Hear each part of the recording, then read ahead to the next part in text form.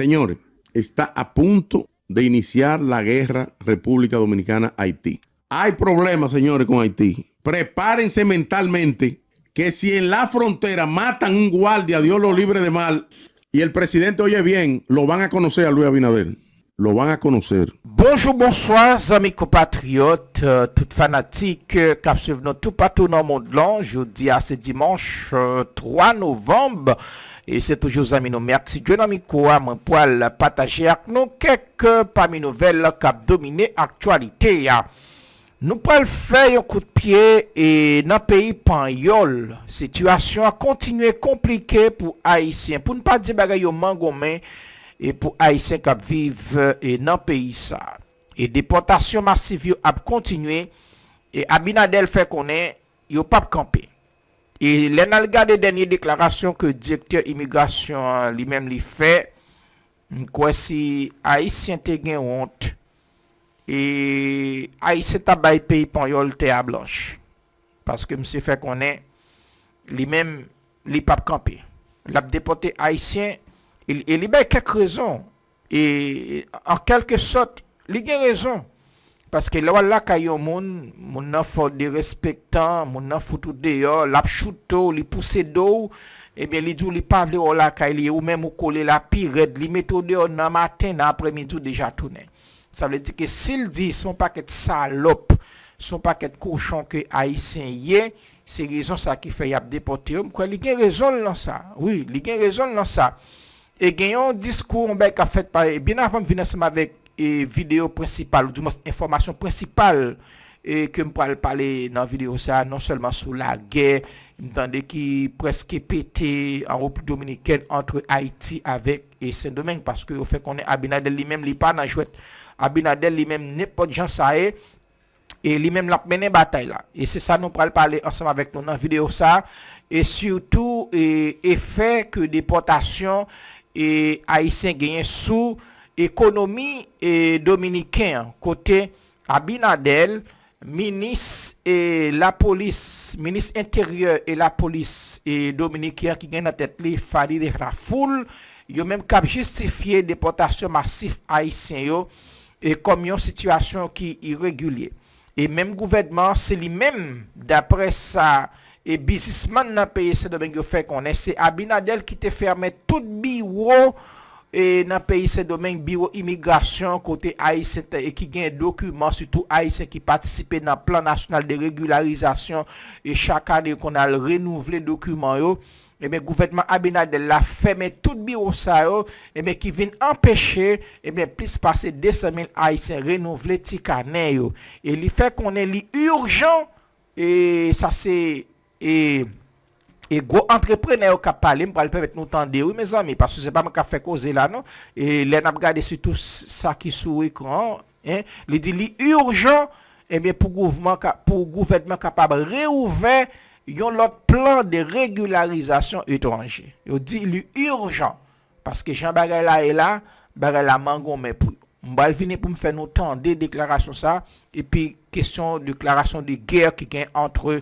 Haïti ensemble avec et la République dominicaine. Comme bagay ka parler côté que yo fait qu'on est eh bien et gagne une possibilité pour yo quitter Haïti dans pays Saint-Domingue, c'est garçon pour lier. Et yo mandé pour tout garçon voyer madame yo retourner en Haïti, voyer ti moun yo retourner en Haïti. Pour qui raison? Mais parce que mesdames yo n'a fait trop petit moun dans pays Saint-Domingue.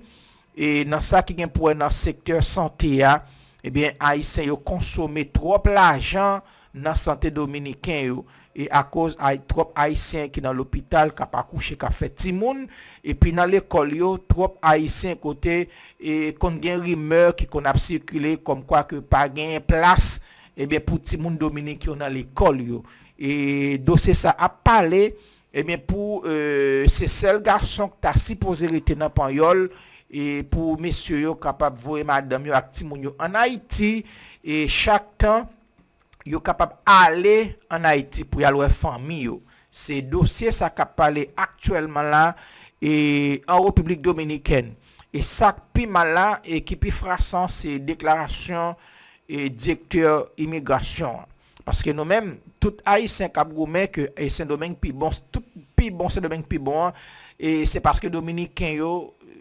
ça que nous avec dena ou dans pays Panyol, c'est Dominicains yo qui fait. Mais nous-mêmes, et nous pas décidé de faire rien pour pays nous plutôt vin la Kaimoun pour nous jouir ça qui gagne, mais nous pas voulu faire rien pour propre tête non.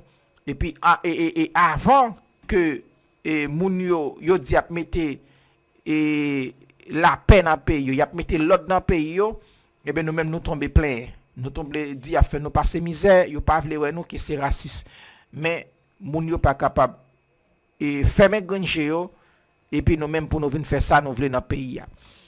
En attendant et citoyen ça qui a parlé et bien sous problème déportation massive et qui gagne dans pays Saint-Domingue et prétexte que Abinadel lui-même prend ensemble avec ministre intérieur et police dominicain et Raquel et Faride et Rafoul et bien pour capable justifier et bien déportation massive haïtien. Que lo han querido sacrificar por eso, es que si yo necesito 10 haitianos y tengo 10 detrás de mi casa, yo puedo ser responsable a legalizarlo y que paguen sus impuestos.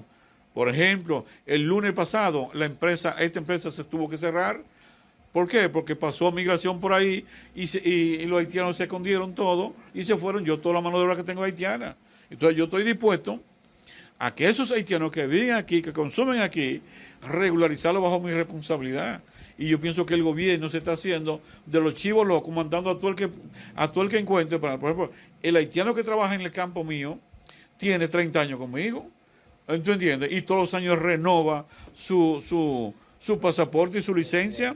Gasta 20,000 pesos que van al gobierno. Entonces ahora no ha podido ni renovar su residencia, ni hacer nada, y escondido en el campo. Entonces el gobierno debe estar con tontería y haciéndose lo gracioso con los Estados Unidos, dije que están repatriando.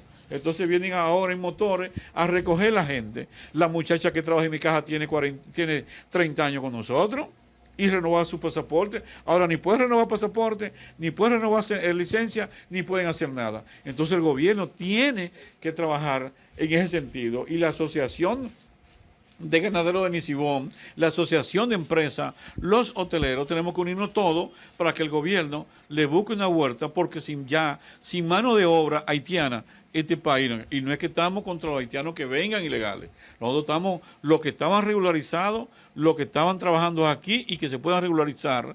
Yo dije, Danilo Medina gastó cientos de millones de pesos tratando de regularizar a esos haitianos. ¿Qué es lo que tiene que hacer? Coger esa parte que tiene aquí y vamos a ver. Porque todo lo que están aquí, exacto, que están regularizados. Yo estoy diciendo que los irregulares, pero cientos y cientos de personas, colonos pobres, se quedaron sin cobrar este año porque la calle no la pudieron cortar. Si el gobierno le busca una solución a eso, el año que viene, aquí solamente se va a cortar la caña, que se pueda trabajar con máquinas. Ahora, todos esos colonos, ¿de qué van a vivir? Porque viven de la caña. O sea, nosotros que tenemos, nuestros padres nos dejaron una herencia de caña. Señores, está a punto de iniciar la guerra República Dominicana-Haití. Hay problemas, señores, con Haití. Prepárense mentalmente que si en la frontera matan un guardia, Dios lo libre de mal, dominicano, va a haber una tragedia. Es más, tenemos una guerra con Haití que la hemos pospuesto más de 30 años. Es una guerra que la hemos pospuesto. ¿Por qué no se ha dado la guerra con Haití? Que hay mucha gente que vive de Haití aquí. Hay muchos dominicanos que viven de los haitianos, porque el haitiano se enferma más, producto de las condiciones que vive. El haitiano consume más medicina, come comida de menos calidad, no son tan exigentes para comer. Y entonces hay gente que ha hecho fortuna con la miseria de Haití. Muchos empresarios aquí, muchos. Por eso, cada vez que se va al un lío, tú lo ves que ellos salen hablando, pero se meten diplomáticamente. Otra cosa, ¿dónde están los funcionarios apoyando a Luis Abinader en esta situación de la frontera? ¿Dónde están todos los ministros que hay en este país? Veo a Luis solo, ante el canciller. Atención, ministros, apoyen al presidente en este proceso. Veo al presidente dando la cara a él solo. Métanse con él para allá y apoyen la posición de él, porque estamos a punto de una desgracia. Estamos a punto, hemos propuesto una guerra más de 30 o 40 años y el presidente, oye bien, lo van a conocer a Luis Abinader. Lo van a conocer. un hombre que no ha sido diputado, no ha sido senador, un hombre que apareció, fue vice de Hipólito, perdieron, sacó un 33 y después sacó un 53 y desplazó al PLD que tenía 30 años ahí. No es un pendejo.